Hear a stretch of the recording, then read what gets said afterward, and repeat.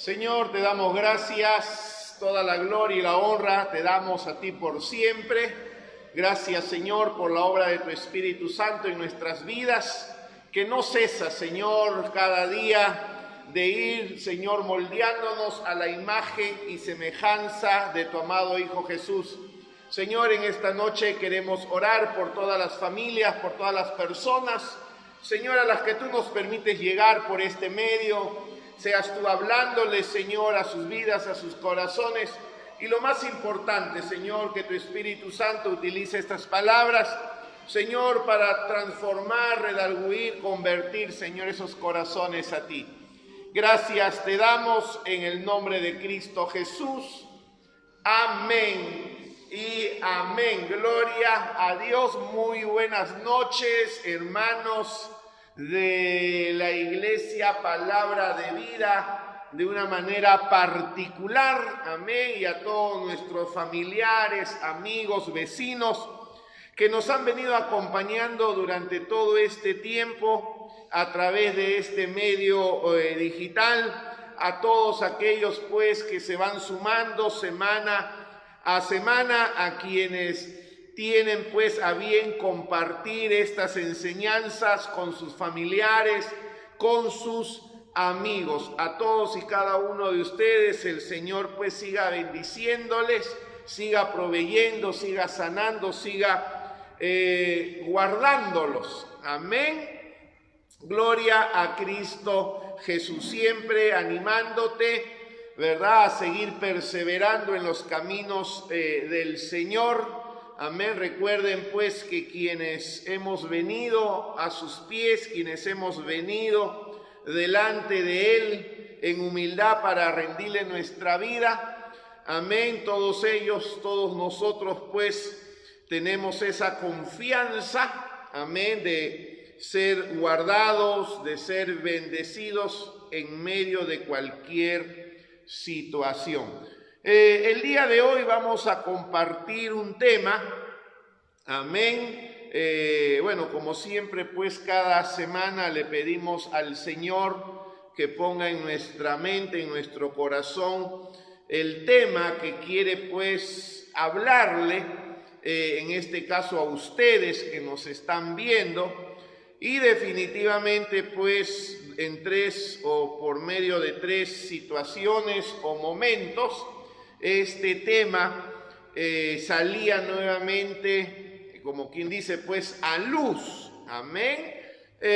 Como habrán visto en la descripción y en el anuncio que hemos hecho previamente, quizás no sea el tema, el título más apropiado, pero sí de lo que vamos a estar hablando. O sea, ¿por qué la sangre? Amén. ¿Por qué la sangre? Y es lo que seguramente el día de hoy, y no sé en realidad cuántos domingos más hablaremos de este tema. En realidad lo que vamos a abarcar el día de hoy es algo muy pequeño, pero crucial, elemental para comprender todo lo que hablemos de ello. Bueno, en las siguientes semanas, Dios mediante, si Cristo no viene antes, ahí estaremos. Amén. Para aquellos que aman la palabra de Dios, para aquellos pues que la leen, la escudriñan, amén, hay una pauta, ¿no?, un principio que todos debemos de tener presente cuando leemos la Biblia, y se le denomina muchas veces el principio de la primera mención. ¿Qué significa esto? Cuando una palabra aparece por primera vez en la Biblia, y generalmente pues van a aparecer en el libro de Génesis, no por algo Génesis significa principio. Cada vez que una palabra aparece en la Biblia, esa definición de esa palabra o la circunstancia circunstancias que envuelven o rodean a esa palabra, generalmente es la que va a prevalecer a lo largo de toda la Escritura, aunque conforme va avanzando pues el libro o la palabra de Dios en el tiempo, se van añadiendo otros conceptos, otras ideas, pero la primera, por así decirlo, definición que le da la palabra de Dios.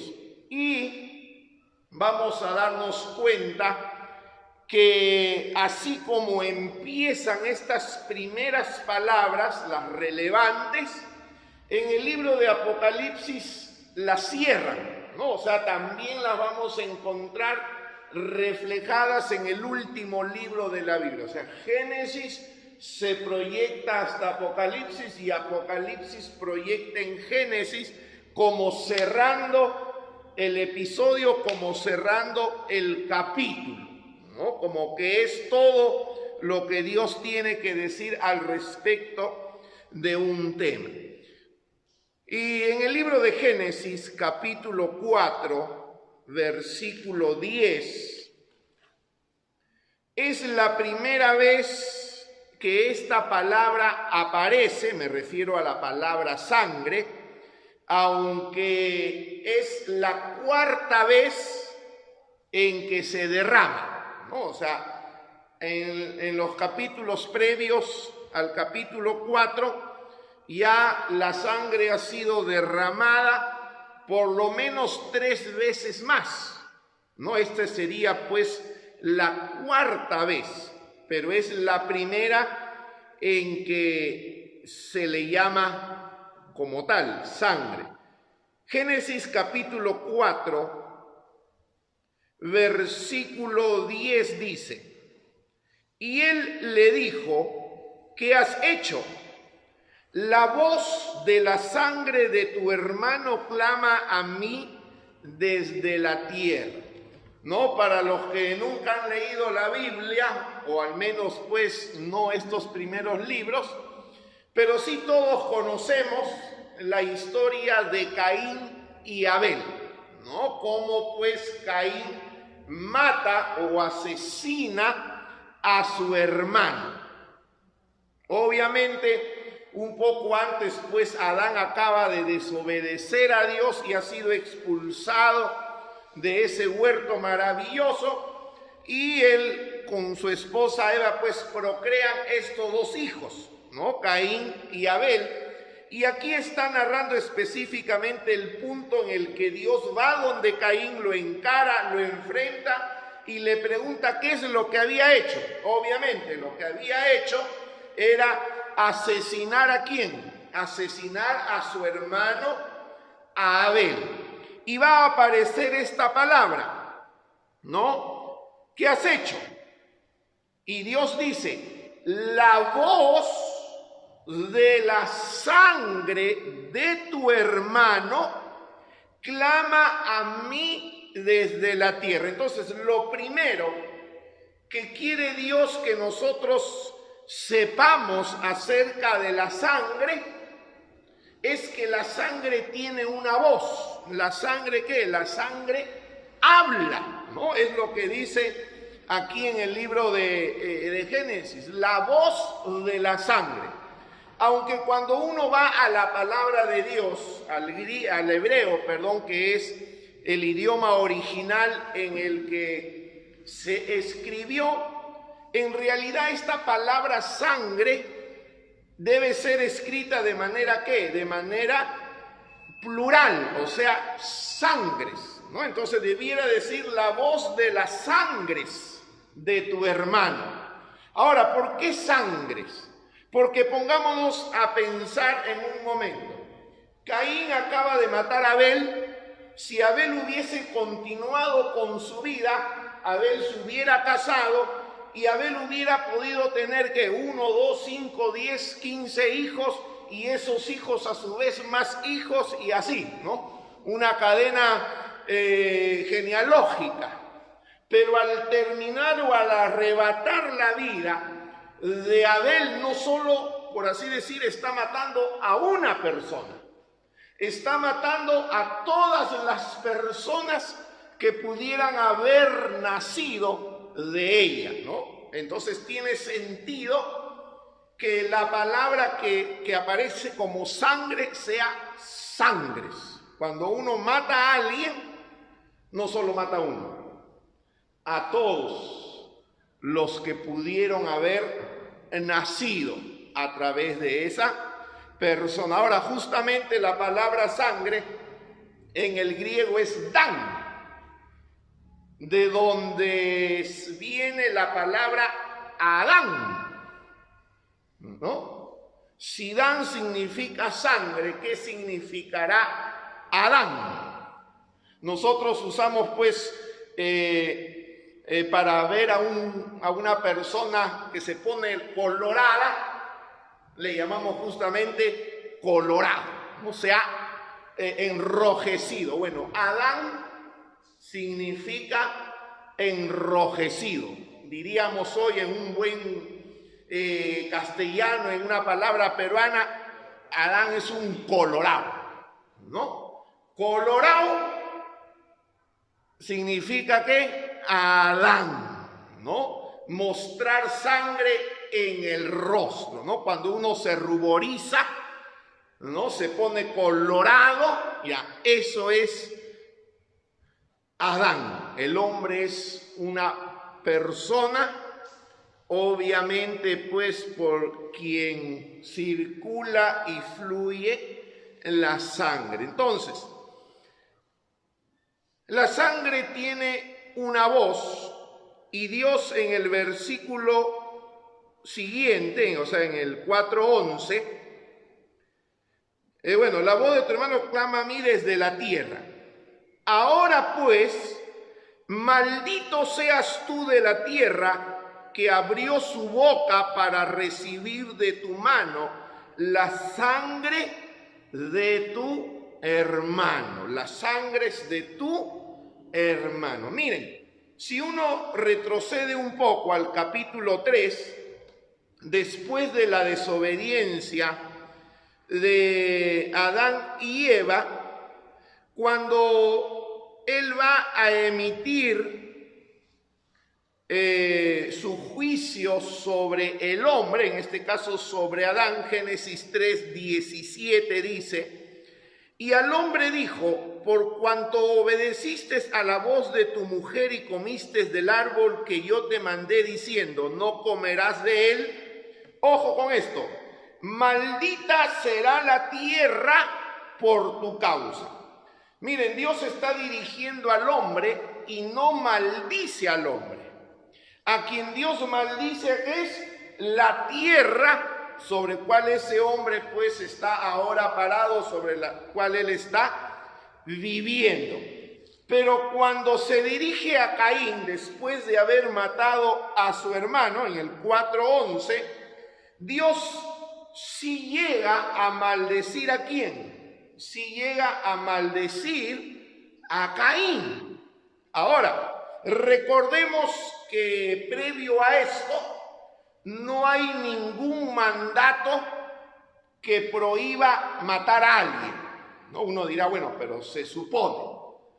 Pero ustedes saben pues que en la justicia no se supone nada, o está la ley o no está la ley. ¿Por qué Dios puede emitir juicio sobre Adán y Eva? Porque efectivamente el mandato que Dios les mandó, ellos lo quebrantan y Dios tiene que juzgar.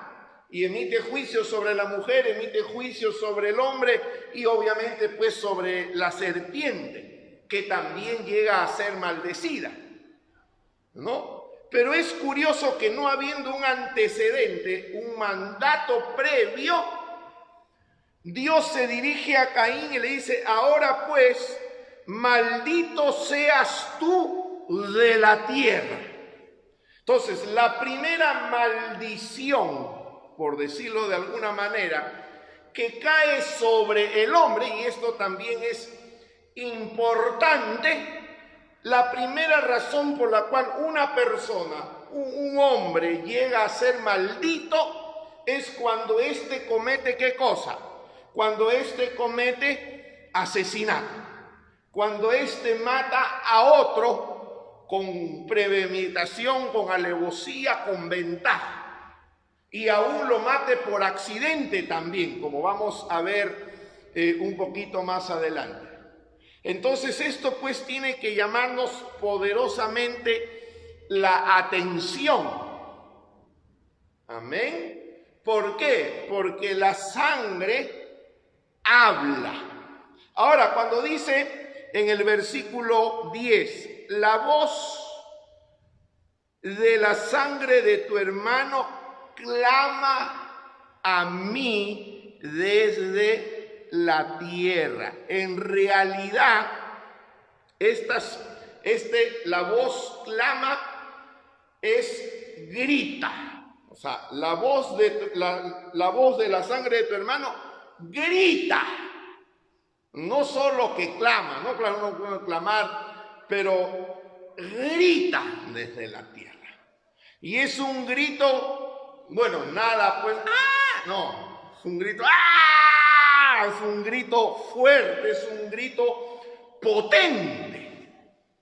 Digamos, supongamos, ¿no?, que si Dios no hubiera visto a Caín matar a Abel, digamos, estaba ocupado haciendo otras cosas, no ha visto, pero no era necesario que él viera, porque inmediatamente él la derramaba, esa sangre iba a empezar ¿a qué? A gritar.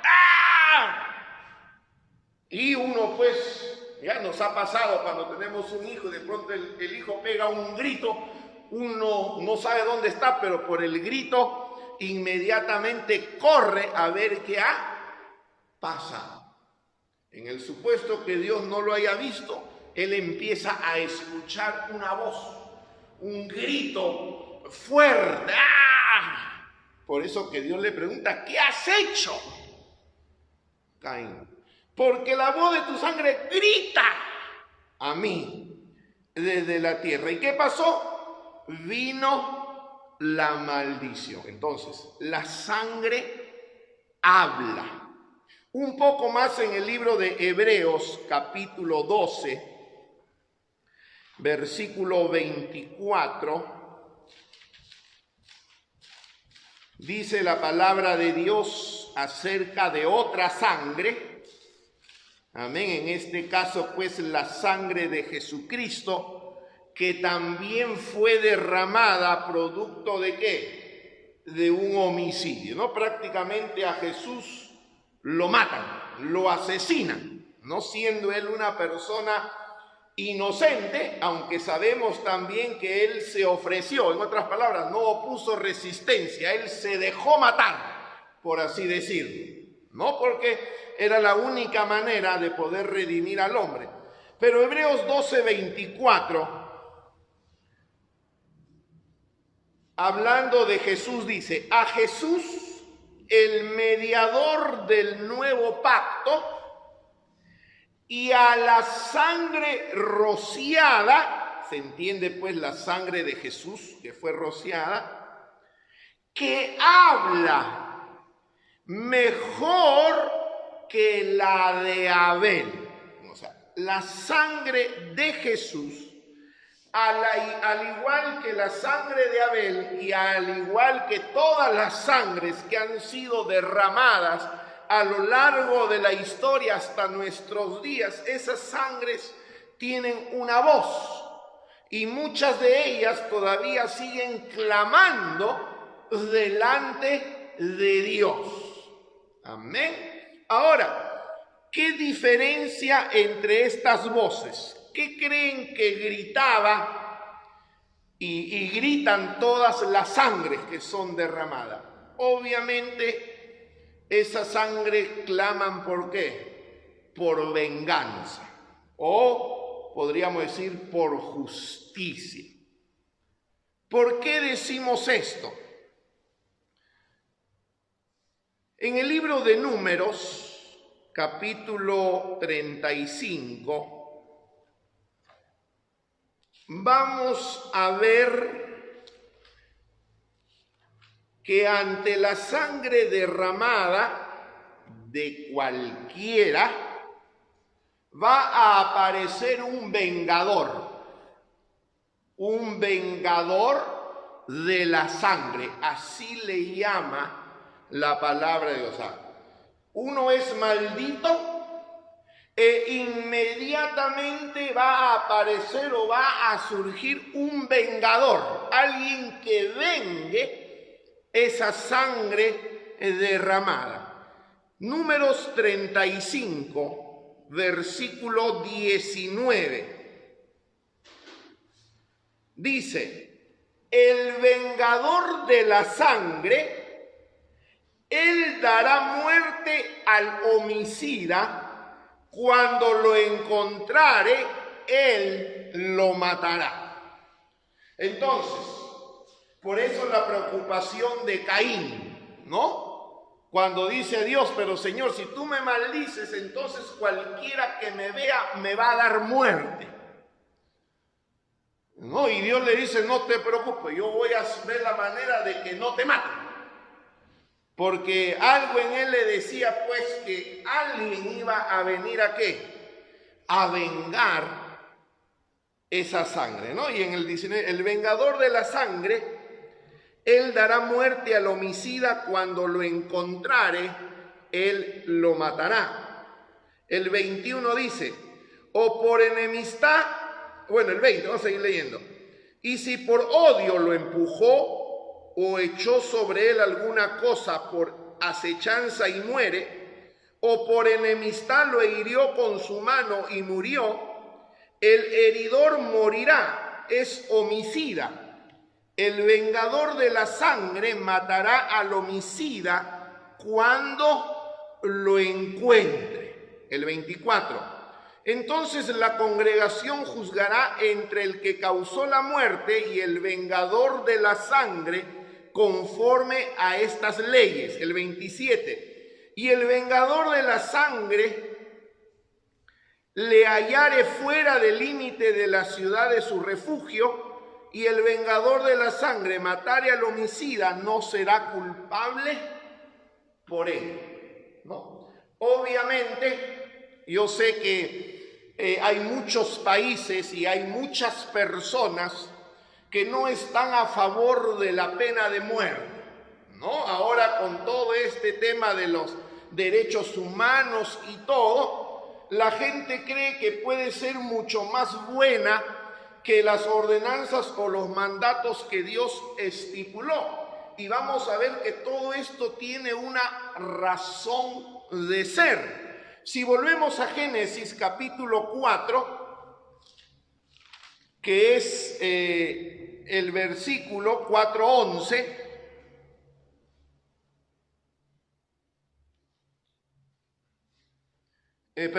Génesis capítulo 9:6. Si antes no había, cuando Caín hizo esto, no había un mandato, en Génesis 9 va a haber un mandato.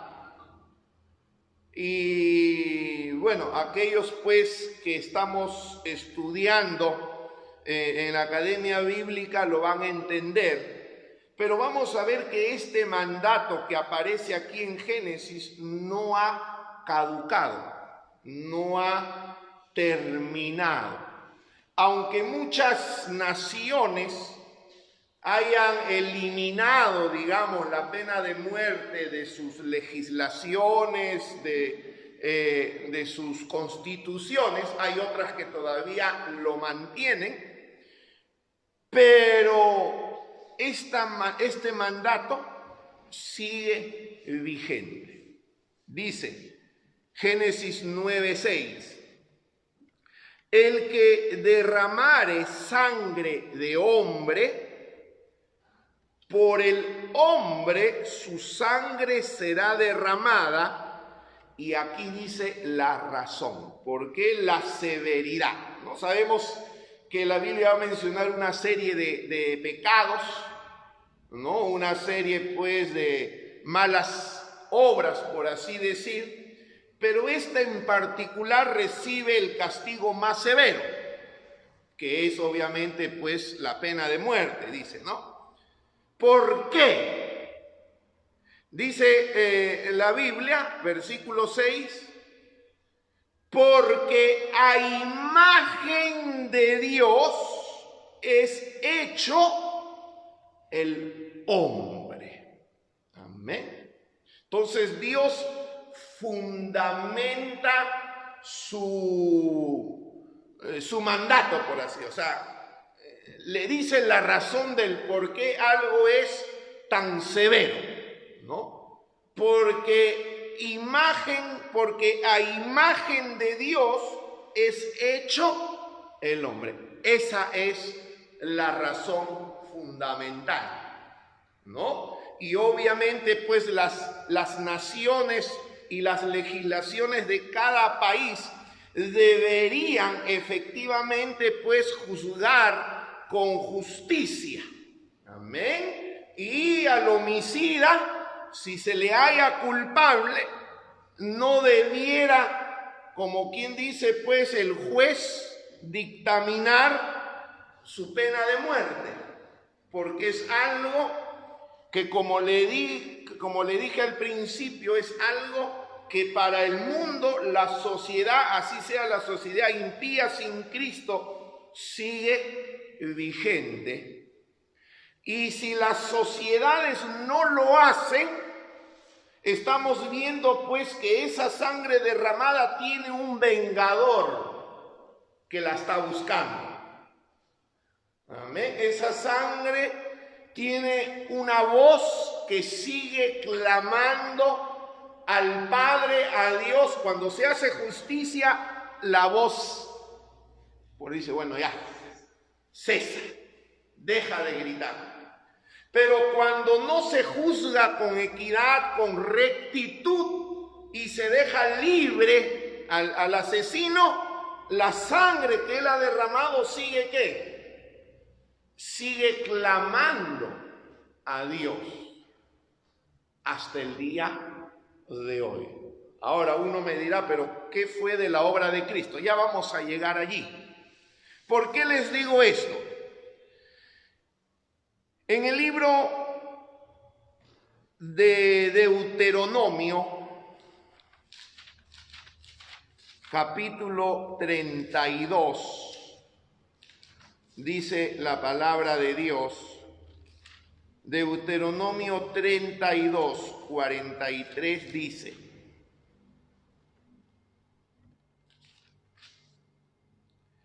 alabad naciones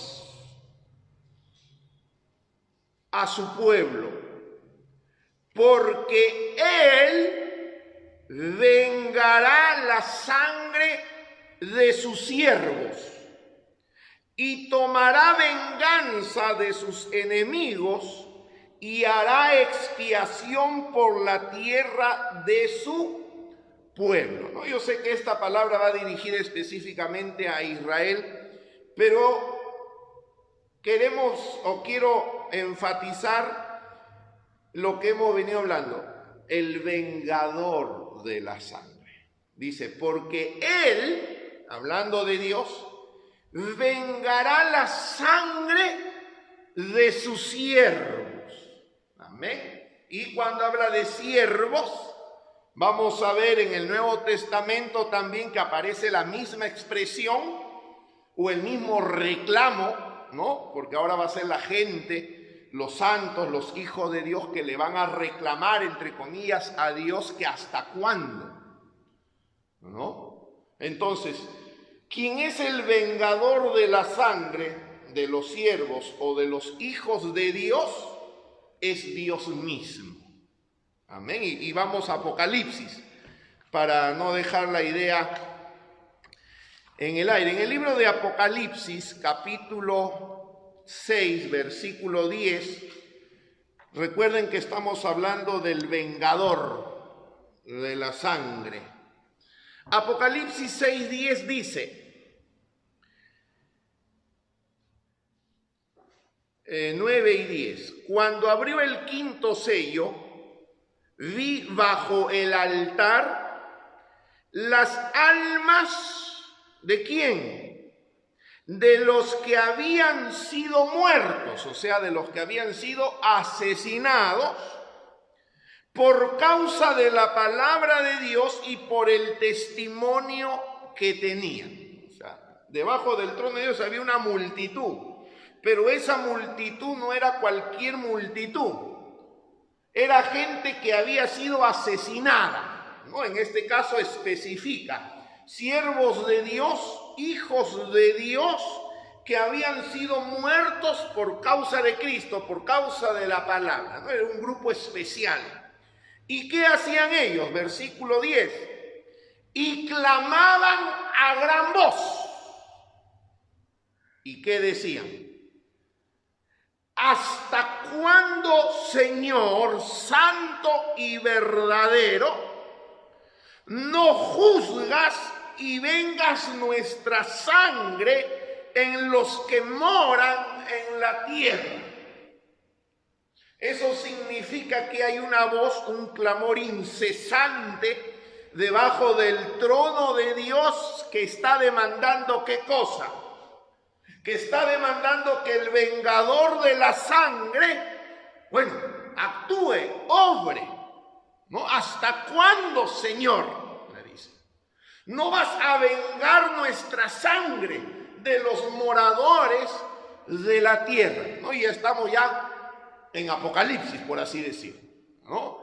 Hemos pasado hasta la muerte, el sacrificio de Cristo y hemos llegado a Apocalipsis y la sangre sigue ¿qué? La sangre sigue hablando, la sangre sigue clamando. En particular, la sangre ¿de qué? De los que han sido asesinados, de los que han sido muertos, por la razón que sea, pero muertos al fin y al cabo. Y especialmente la sangre de sus santos, de sus siervos, por la que Dios definitivamente pues no puede permanecer, aunque Él es paciente, no va a permanecer, como quien dice, quieto por mucho tiempo. Y nos estamos acercando a un tiempo en el que Dios va a hacer aquello que la voz de la sangre está clamando. Amén. Y ahora vamos a ver hacia dónde más quiere llevarnos el Señor. Entonces, Hebreos 10:9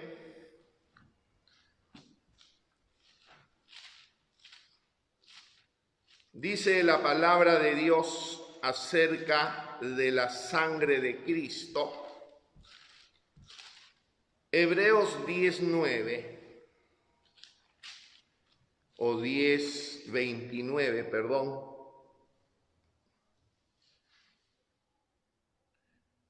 ...28 y 29... Hebreos 10, 28 y 29... El que viola la ley de Moisés por el testimonio de 2 o 3 testigos muere irremisiblemente, o sea, sí o sí, ¿no? Según la ley de Moisés, según las leyes de las naciones, aunque muchas no la tienen, pero debiera también. Ahora dice el versículo siguiente: ¿cuánto mayor castigo pensáis que merece el que pisoteare al Hijo de Dios y tuviera por inmunda la sangre del pacto en la cual fue santificado e hiciere afrenta al Espíritu de gracia?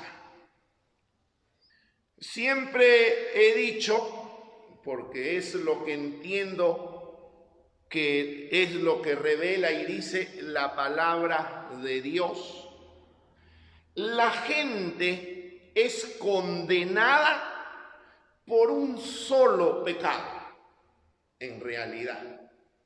Y el pecado es aquel que pisotea, que toma en poco, que no considera el valor de la sangre de Cristo, el sacrificio que Él hizo en la cruz. O sea, aquel que rechaza a Cristo no solo está rechazando a Cristo, está rechazando la sangre que Él derramó para que uno pudiera ser perdonado. ¿La toma qué? La toma en poco, la menosprecia.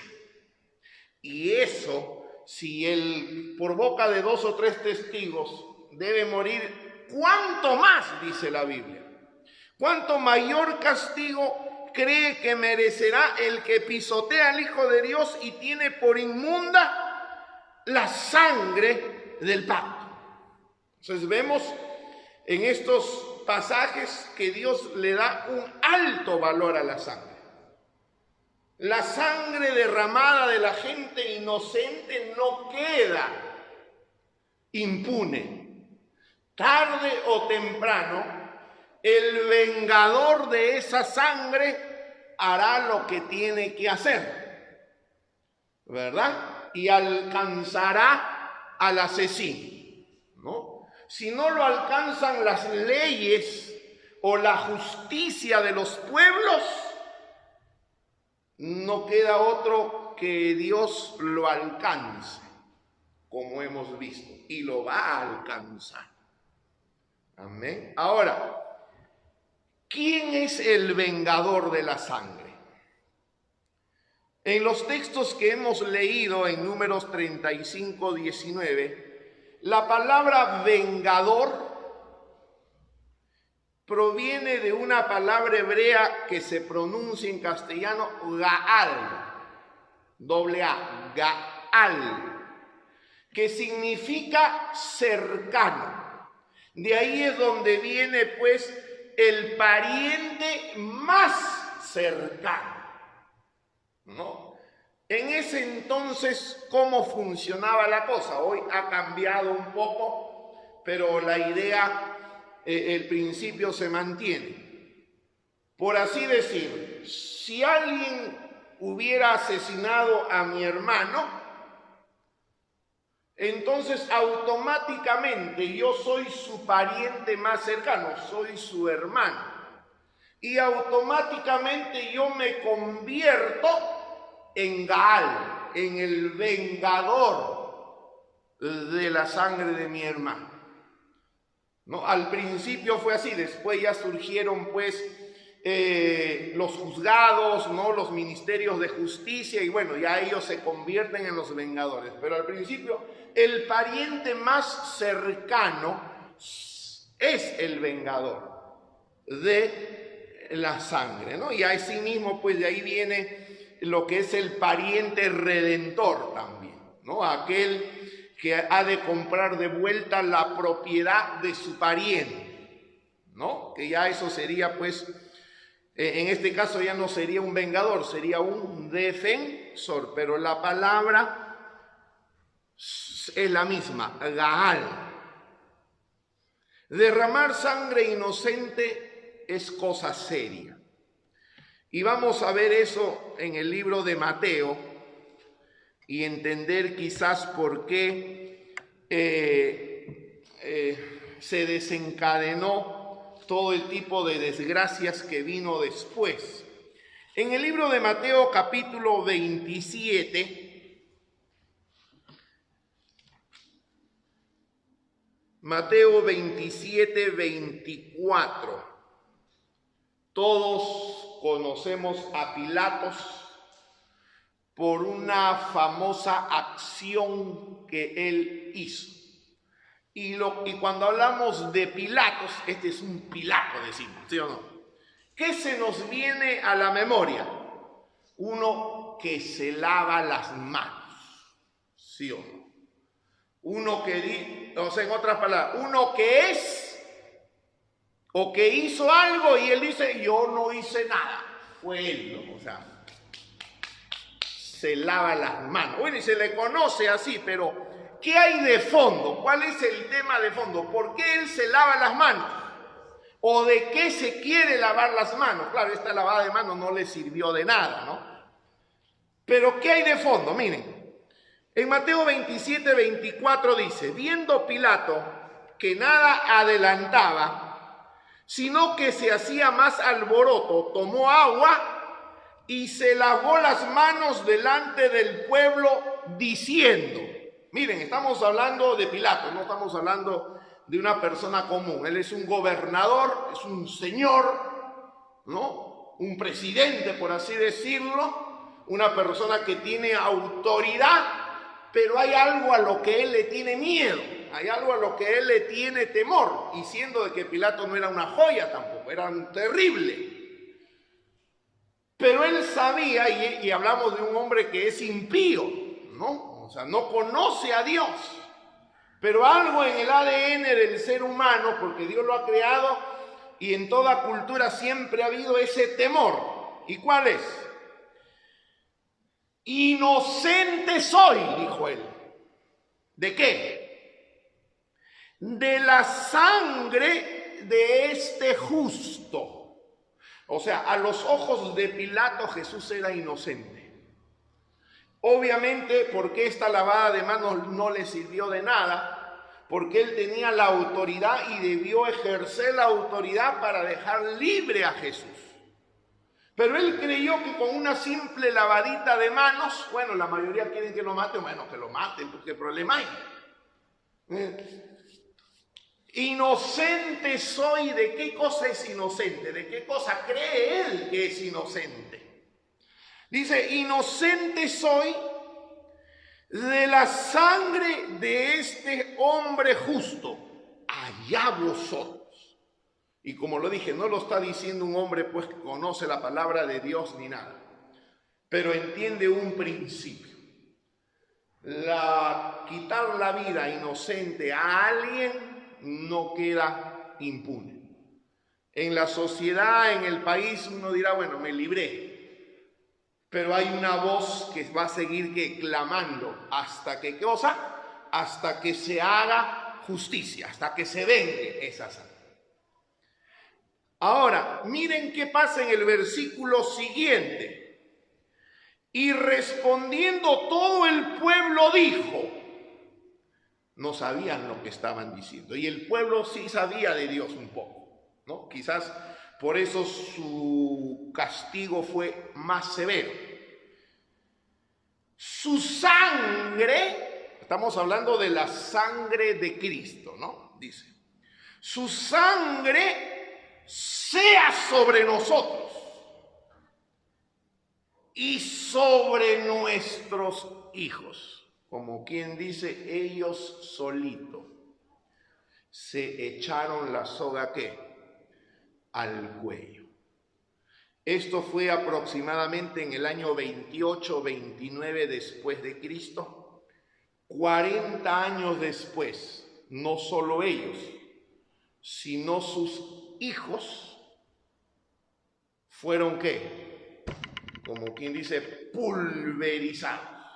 Fueron asesinados de la manera más brutal. Porque en el año 70 los ejércitos romanos al mando de Tito, bueno, el general, toman Jerusalén y la masacre fue brutal. No hay quienes calculan que en todo ese periodo murieron casi 1.200.000 judíos allí.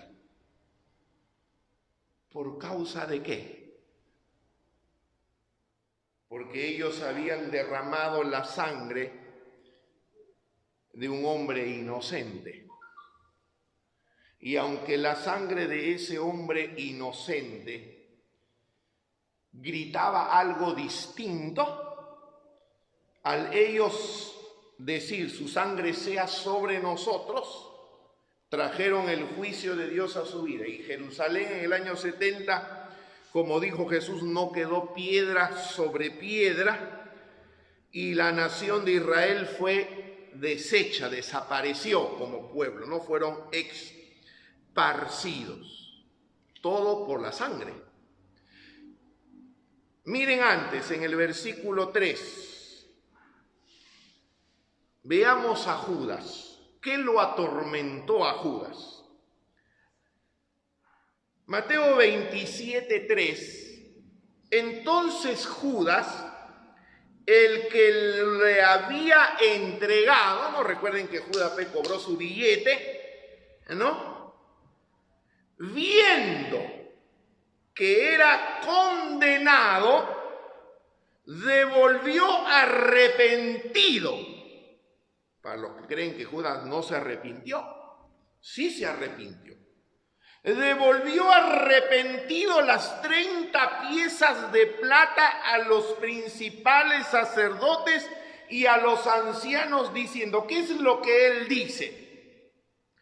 Yo he pecado, entregando sangre inocente. O en otras palabras, si Judas hubiese creído o pensaba pues que Jesús no era tan inocente y que ya merecía, él se hubiese quedado tranquilo. Dice, no, merecía morir. Tan santo no era Jesús. Pero él se da cuenta que sí era inocente. Entonces él va arrepentido, tira y dice esto: yo he pecado, entregando sangre inocente. Mas ellos, o sea, los sacerdotes estos, le dijeron, ¿qué nos importa a nosotros? Allá tú. Y arrojando las piezas de plata en el templo, salió y fue y se ahorcó. O sea, Judas, que sí conocía la palabra de Dios, dijo en su pensar, bueno, si no me mato yo, igual alguien va a venir y me va a matar a mí. Así que le voy a ahorrar la chamba y yo mismito me ahorro. ¿No? Puede haber sido ese su pensamiento, pero él reconoció que había entregado sangre inocente. Y como hemos visto anteriormente, esa sangre empieza a clamar, empieza a gritar, ¿no? Porque en realidad es lo que está gritando. ¿Hasta cuándo? ¿Hasta cuándo? Y le gritan a Dios. No vengarás la sangre, nuestras sangres, ¿no? Así que, ahora vamos a segunda de Samuel, para ver pues que esto no es, bueno, que es serio en realidad. Amén. Ustedes siempre han oído que nosotros hablamos del amor de Dios, de la gracia de Dios, del perdón de Dios. Pero hay un algo que es serio, ¿no? En segunda de Samuel, capítulo 12. Les resumo la historia, muchos ya la conocen. David, en vez de irse a la guerra, se pone a caminar por la azotea y en eso mira a una mujer que se está bañando. Obviamente entendemos pues que la ve desnuda, ¿no? David la codicia en su corazón, la manda a llamar y se acuesta con ella, adultera con ella. A las semanas la mujer le manda un mensaje diciendo, rey David, ahí lo que me has hecho tuvo consecuencias, he quedado embarazada. David, para salir del problemita, ¿qué dice? Manden llamar al marido y que se tome sus vacaciones y esté con su mujer una semana para que él crea que el hijo que ella va a tener es de él. O sea, le quiere, como decimos, le quiere enchufar el hijo suyo a su marido. Como el marido es un hombre justo, y aquí quizás si hubiera sido otro tipo de hombre, un hombre malo, perverso, ruin, quizás no hubiera sido tan severo el juicio de Dios. Pero la Biblia habla de este hombre como un hombre que amaba a Dios, que amaba a su rey. Era un hombre pues recto, íntegro. O sea, se metió con el hombre equivocado. Bueno, como el hombre no atraca, David lo manda a matar. Indirectamente lo pone al frente de la batalla. Y obviamente pues todo el que está al frente de la batalla es el que recibe el flechazo primero. Y fue lo que pasó. Lo ponen al frente y recibe la flecha. Oh, sorpresa, murió. ¿Cómo quedó la mujer? Viuda. Así que ya no hay quien reclame por el hijo de ella, ¿sí? Pero esa sangre empieza a clamar. Y aunque David era el que tenía el corazón de Dios, o el muy amado de Dios, ahora Dios tiene un dilema acá, ¿no? Porque tiene la sangre de este hombre justo que está clamando: Señor, ¿no vas a hacer nada? Señor, así nomás va a quedar todo con tu rey. Y recuerden pues que le ha prometido que de él van a ser el Mesías. O sea, todas las promesas que hay de por medio, ¿no? Podría decir que empieza a peligrar el pacto que Dios ha hecho con él. ¿Y qué hace? ¿Qué pasó? Segunda de Samuel 12, 9 y 10. Porque pues tuviste en poco la palabra de Jehová, haciendo lo malo delante de sus ojos. A Urías Eteo, así se llamaba el marido de esta mujer, heriste a espada. O sea, Dios lo hace responsable a él, tú lo heriste.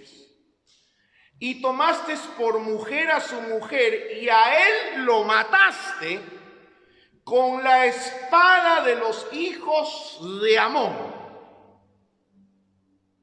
Por lo cual ahora no se apartará jamás de tu casa la espada, por cuanto me menospreciasteis y tomasteis la mujer de Urías Eteo para que fuese tu mujer. Así ha dicho Jehová: he aquí yo haré levantar el mal sobre ti de tu misma casa, y tomaré tus mujeres delante de tus ojos y las daré a tu prójimo, etcétera, etcétera, etcétera. Y vemos que en el versículo 13 dice: entonces dijo David a Natán: pequé yo contra Jehová. Y Natán dijo a David: también Jehová ha remitido tu pecado, no morirás. En otras palabras, Dios lo perdona. Y Dios no va a tomar venganza de esa sangre, pero esa muerte que va a causar en la familia de David, lo que dicen, la espada nunca se apartará ¿de qué? De tu casa. Se levantará de adentro mismo. Y si uno ve la vida de los hijos de David, hermano, uno va a encontrar asesinatos y muertes, ¿no? De uno y otro lado. ¿Y por causa de qué? Porque David derramó sangre inocente. Y aunque fue perdonado, tenía que hacerse justicia de alguna u otra manera. Por eso que dije, esto de la sangre o de la voz de la sangre es cosa seria. El vengador de la sangre sigue vigente, o sea, Dios sigue demandando o buscando, como quien dice, al asesino. ¿Verdad? Ahora, ¿por qué? Un punto más. Números 35. Y mientras van ahí, yo quiero hablar a todos los asesinos y a todos los que han dado muerte y que me puedan estar viendo, de sangre inocente. Y uno dirá, pues bueno, son los menos o son los pocos. Pero creo que son los más. ¿Verdad? En muchos de nosotros, en nuestras manos hay sangre inocente. Y no solo en nosotros, en muchas naciones. Y vamos a hablar de una sangre inocente que no la vemos con la seriedad con la que Dios la ve y que ya se ve como algo normal y natural, y que Dios quiere que definitivamente nosotros no la veamos así. Y tenemos que hablar de todos los niños, de todas las criaturas que son asesinados por su propia ¿qué? Por su propia madre. Claro, uno culpa solo a la madre, pero si esta decisión de abortar, porque eso es el término que se usa ahora, aborto, ¿no? La palabra debe ser asesinato, ¿no? No solo a veces es de la mujer, a veces es del hombre que le dice a la mujer que lo haga y ella consiente. Pero a veces no, y obviamente este hombre es tan culpable como la mujer, pero a veces no solo son ellos, a veces son los padres, si es una jovencita, que impulsan o le dicen a la jovencita que aborte. Así que ya no solo es la jovencita o el chico, ahora también esto involucra ¿a quién? A los padres, que son partícipes o que tienen conocimiento de ello. Pero a veces no solo al hombre, a los padres, a veces también los amigos que la rodean y que la instan, ¿no? O le dicen que aborte. Todo este grupo de gente llegan a ser ¿qué cosa? Llegan a ser culpables. Aunque ¿no? Unos por fomentar, otros por no evitar, etc. Por eso les decía, quizás sean los más, porque de alguna u otra manera, un buen grupo de gente es responsable delante de Dios, o hay una sangre que clama delante de Dios diciendo ¿hasta cuándo? ¿Verdad? Y obviamente pues todas estas personas caen bajo ¿qué? Bajo maldición, ¿no? Recuerden que fue la primera vez que Dios le dice al hombre, maldito eres tú. O sea, la maldición la dirige a la persona, no a la tierra. Y de ahí pues que uno pueda escuchar testimonio, historias de personas que han pasado por esta mala y desastrosa situación, que han empezado ¿a qué? A ser atormentados, perseguidos. Empiezan a sufrir acosos de demonios, pesadillas y todo. Y uno dice, ¿pero por qué? Porque no se ha hecho algo con la idea de salir del problema. Lo que se ha cometido, según lo que dice la Biblia, se ha derramado sangre inocente y esa sangre clama. Y lo hemos visto aquí, bueno, con Judas, etc. Ahora, yo sé que a este punto ya muchos de nosotros se nos han parado los pelos de punta, porque uno dice, bueno, ¿y ahora qué hago? Ya estamos fritos. ¿Hay alguna forma de salir, de evitar todo esto? Bueno, sí hay. Amén. Y la vamos a hablar y a ver a través del ejemplo de una persona y vamos a ver qué fue lo que él hizo, porque es lo mismo que nosotros tendríamos que hacer. En el libro de Primera de Timoteo, capítulo 1. Y bueno, todo esto pues porque muchas naciones y hoy por hoy se está tratando de impulsar, de legalizar todo este tipo de cosas, ¿verdad? Y las propias naciones están trayendo juicio de Dios sobre sus mismas, naciones, ¿no? Lo entiendan o no lo entiendan, lo crean o no lo crean, es lo que dice la palabra de Dios, ¿no? En el libro de Primera de Timoteo, capítulo 12, al 16 dice, hablando de Pablo, ¿no? Doy gracias al que me fortaleció, a Cristo Jesús nuestro Señor, porque me tuvo por fiel poniéndome en el ministerio. El 13. Habiendo yo sido, ¿qué? Antes blasfemo, difamador, calumnioso contra Dios, ¿no? Blasfemo, perseguidor, ¿y qué más? Injuriador.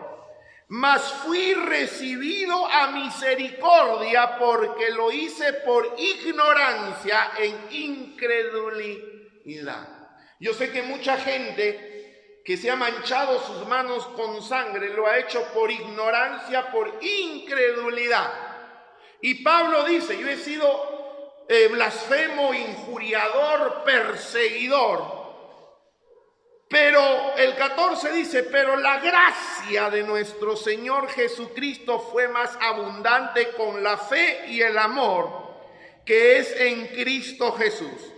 Palabra fiel y digna de ser recibida por todos, que Cristo Jesús vino al mundo para salvar a los pecadores, de los cuales yo soy el primero. ¿Y por qué él dice? O sea, eso no es falsa humildad, ese no es creerse pues que uno es un pecadorazo. Pablo entendió, porque en el libro de Hebreos 22, 19 dice, cuando derramaban la sangre de Esteban, yo daba mi voto, yo estuve allí.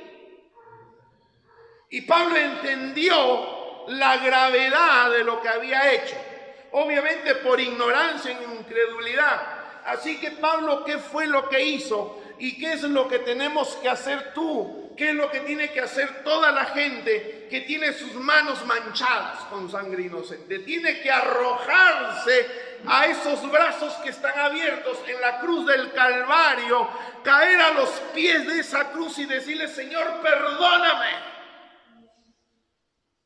Él se convierte ahora en esa ciudad de refugio donde el vengador de la sangre no va a poder alcanzarte. En el libro de Éxodo, ahí mismo, 35:11, yo solamente quiero leerlo, dice la palabra de Dios, os señalaré ciudades, ciudades de refugio tendréis, donde huya, o sea, se tiene que correr, donde huya el homicida que hiriere a alguno de muerte sin intención. O sea, Dios preveyó ciudades de refugio para gente que hubiera matado, ¿verdad? Que hubiera asesinado gente inocente. Dios proveyó ciudades de refugio donde esta persona tenía que huir para que el vengador de la sangre no pudiera alcanzarlo. El apóstol Pablo dice, la gracia y el amor de Dios fue más grande en Cristo Jesús. En el Salmo 91:2, el salmista dice estas palabras. Y bueno, dicen pues que el que escribió este salmo fue Moisés, que también fue un asesino, también mató sangre, derramó sangre inocente. Pero él puede decir en el versículo 2, diré yo a Jehová, esperanza mía y castillo mío, mi Dios, en quien confiaré o en quien me refugiaré. Amén. Jehová se convirtió para Moisés en su refugio, y hoy para nosotros Cristo se debe convertir para ti en tu refugio. Solo en Él puedes alcanzar misericordia, puedes alcanzar gracia, puedes alcanzar perdón y hacer cesar la voz de esa sangre que clama. Porque definitivamente Dios o Cristo Jesús pagó, murió para que tú no tuvieras que morir, para que el vengador de esa sangre no se la tomara contigo, como decimos.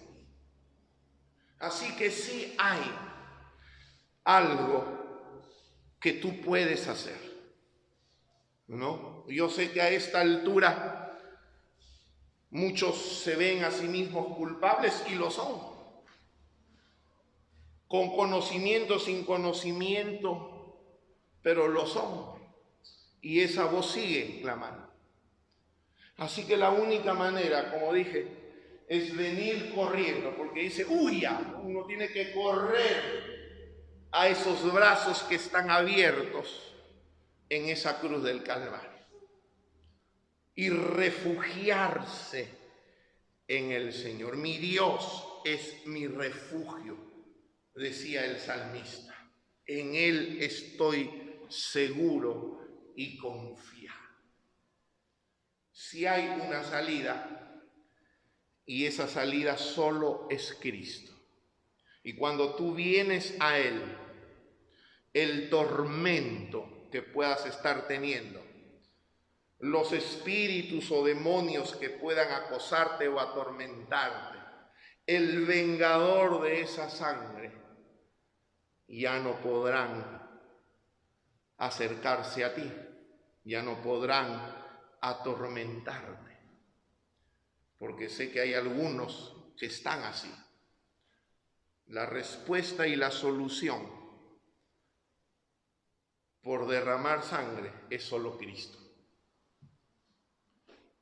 Y yo te invito, ahí donde estés, a que puedas correr a Cristo, porque realmente es algo de vida o muerte. Amén. Y como dice Pablo, bendito sea Dios, lo que leímos en Primera de Timoteo, versículo 12, y quiero terminar leyendo nuevamente esas palabras y que tú las puedas recibir y tomar como tal. Dijo así: pero la gracia de nuestro Señor fue más abundante, con la fe y el amor que es en Cristo Jesús. Palabra fiel y digna de ser recibida por todos, que Cristo Jesús vino al mundo para salvar a los pecadores, de los cuales yo soy el primero. Pero por esto fui recibido a misericordia, para que Jesucristo mostrase en mí, el primero, toda su clemencia, para ejemplo de los que habrían de creer en Él para vida eterna. En otras palabras, si Cristo pudo perdonar a Pablo, siendo que él perseguía a cristianos y derramó sangre inocente, si Dios pudo perdonar a Pablo, es lo que él está diciendo, y es más, lo limpió y perdonó de tal manera que lo llamó para que sea su siervo. Y vaya que no hay un hombre, ¿no?, del calibre de Pablo como siervo de Cristo. Si Dios pudo, por eso Dios mostró toda su clemencia, toda su gracia, todo su amor en este hombre, que derramó sangre inocente de los hijos de Dios, ¿no? Y como dije, Dios la venga directamente, la de sus propios hijos, es el pariente más cercano. Si Dios por su gracia lo pudo perdonar y rescatar a él, obviamente te puede perdonar y rescatar a ti. Así que los brazos de Dios, los brazos de Cristo están abiertos. Corre a Él y dile: Señor, perdóname. Hoy tú serás mi refugio y lo serás por siempre. Muestra tu gracia y toda tu misericordia en mi vida. Y de hecho, Dios lo va a mostrar. Padre, en el nombre de Jesús. Señor, vivimos en una sociedad, como muchas otras, Señor, que está despreciando el valor de la vida humana, más aún, Señor, la de criaturas inocentes que son formadas en los vientres de sus madres, y que no solo ellas llegan a ser culpables cuando terminan en un aborto, sino todas las personas alrededor que lo consintieron y que lo impulsaron, Señor. Padre, elevo una oración por todos los que puedan estar viéndonos, para que tu gracia, tu misericordia los alcance, como ciertamente tú has querido alcanzarlos esta noche, y la razón de esta palabra, Señor. Puedan ellos correr a ti y ser recibidos por ti, Señor, su refugio, su fortaleza.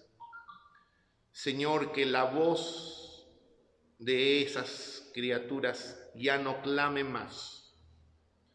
Puedan hallar, Señor, la justicia por la cual Cristo Jesús murió. Señor, en el nombre de Jesús, muestra tu gracia sobre toda esta gente, Señor. Y oramos por esta nación y las naciones, Señor, que quieren aprobar estas legislaciones. Y ten misericordia de aquellas que ya lo han aprobado, Señor. Señor, entiendo que la voz de millones hoy está clamando debajo de tu trono. Por cuanto entendemos, Señor, que estás cerca el que tú salgas sobre la faz de la tierra, Señor, y tomes venganza de los pueblos de las naciones. Señor, sabemos desde que esto empezó a hacerse de una manera legal, nos dice que 1500 criaturas han sido asesinadas en estos últimos 70, 80 años, Señor. Es una cantidad enorme. Y entendemos el porqué de tantas cosas que se avecinan sobre los pueblos y sobre las naciones. Pero en Cristo Jesús podemos alcanzar misericordia, podemos hallar gracia. Y gracia sea alcanzada, Señor, por todos aquellos que la derramaron en el nombre de Jesús. Amén y amén. Y como testimonio del perdón y la gracia de Dios sobre tu vida, sobre mi vida, vamos a participar de la mesa del Señor, de la comunión, donde una vez más podemos recordar que Él es el único que pudo terminar toda maldición sobre nuestra vida, ofreciéndose Él a sí mismo para nuestra bendición. Gracias, Señor, porque tu amor y tu gracia fueron más grandes que tu justicia, Señor, y tu venganza. Gracias, porque hoy podemos tomar de este pan y beber de esta copa, que representan, Señor, la muerte de tu Hijo en la cruz del Calvario por nosotros. Gracias, Señor, porque sabemos y creemos que hemos alcanzado misericordia, que tú has derramado de tu gracia, que ha sido mucho mayor sobre nuestras vidas. Y hoy damos testimonio de ello, Señor, al tomar con gratitud de este pan y de esta copa. Gracias, Señor, en el nombre de Jesús. Todos los que tengan en sus hogares, comamos del pan con gratitud. Amén.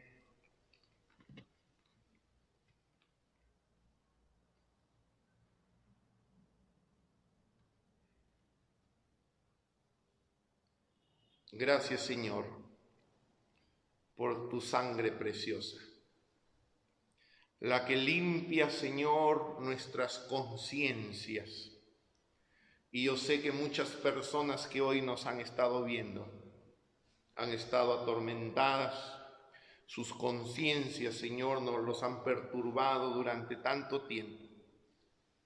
Señor, que en esta noche tu sangre derramada en la cruz pueda limpiarlos, pueda transformarlos, puedas tú, Señor, perdonarlos de toda maldad, Señor, en el nombre de Jesús. Todos tomemos de la copa del Señor. Amén. Gracias en el nombre de Jesús. Este es solo la primera parte de lo que vamos a ver a lo largo de estos domingos. Amén. Así que te invito, te animo a que nos sigas acompañando. Amén. Déjanos tus pedidos de oración y nos vemos el día martes a las 7:30. Dios te bendiga. Amén.